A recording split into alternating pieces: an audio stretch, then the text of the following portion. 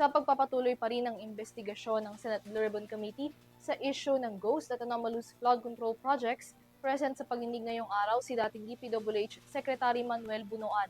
Dito niya sinagot ang mga alegasyon na mali umano ang mga ibinigay niyang impormasyon sa Pangulo kaugnay ng mga ghost projects sa bansa. Narito ang kabuuan ng balita.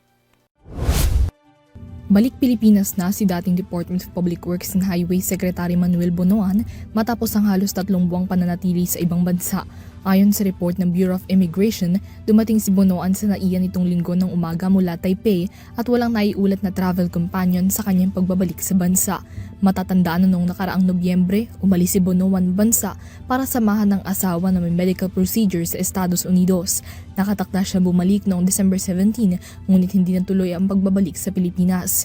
Bago tuluyang makaalis, inilagay ang pangalan ni Bunoan sa lookout bulletin order ng BI, alinsunod na rin sa utos ng Department of Justice upang mamonitor ang kanyang pagbiyahe lalo pa at kasagsagan ito ng investigasyon sa mga maanumalya at ghost flood control projects sa bansa.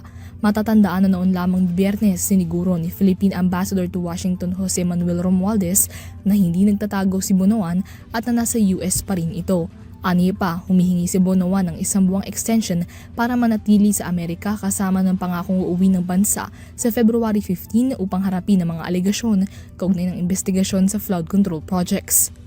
Isa si Bunoan sa mga personalidad na ipinatatawag ng Senate Blue Ribbon Committee sa muling pagbubukas nito ng investigasyon sa flood control scandal ngayong Lunes, January 19. Sakali man nilang lumiban si Bunoan, posible nila siyang ipakontempt at hainan ng arrest warrant. Ang pangakong pag-uwi sa February 15 napaaga ng halos 1 buwan dahil si Bunoan personal na humarap sa Senate Blue Ribbon Committee ngayong araw. Dito sinagot ni Bunoan ang mga naging akusasyon ni Senate President Pro Tempore at Blue Ribbon Committee Chairman Panfilo Ping Lacson kaugnay ng umano'y pagbibigay ng dating kalihim ng maling grid coordinates ng flood control project sa Pangulo. So there is actually a difference between MIPS coordinates and as-stake plant coordinates, Mr. Chair. Admittedly, I think, if I remember right, I also discussed this a little bit with the President when I reported actually where the ghost projects are.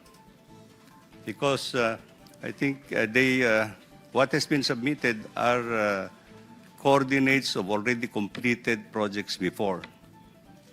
So there are some different. Ani Bunoan, ang mga posibleng ghost projects lang daw sa Bulacan ang tanging datos at impormasyon kaugnay ng ghost flood control projects na isinumite niya sa Pangulo at na walang ibang rehiyon o distrito ang nag-report ng ganitong issue.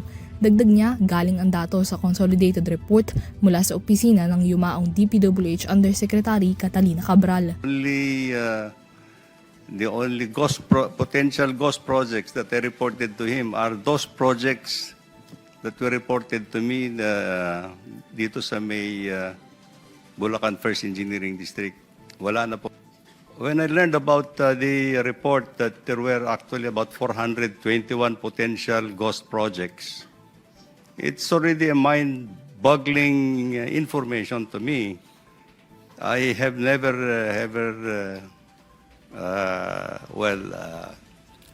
anything about this kind of ghost projects.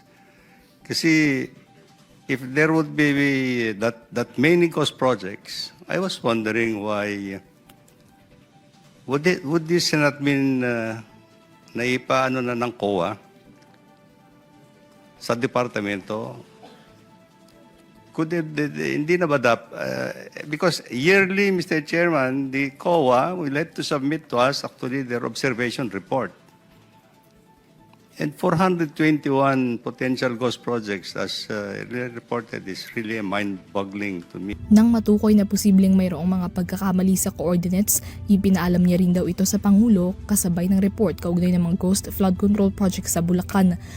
Wala na rin aniya siya naging kaalaman o impormasyon sa mga naging kaganapan sa loob ng ahensya makaraang magbitiw noong Setyembre. Samantala, nahaharap ngayon si Bunoan sa isang bagong plunder case na isinampa ng National Bureau of Investigation kung saan co-respondent si Senator Jinggoy Estrada ayon yan sa Department of Justice. Para sa EuroTV News, Mia Layagin, sumasaludo sa bawat Pilipino.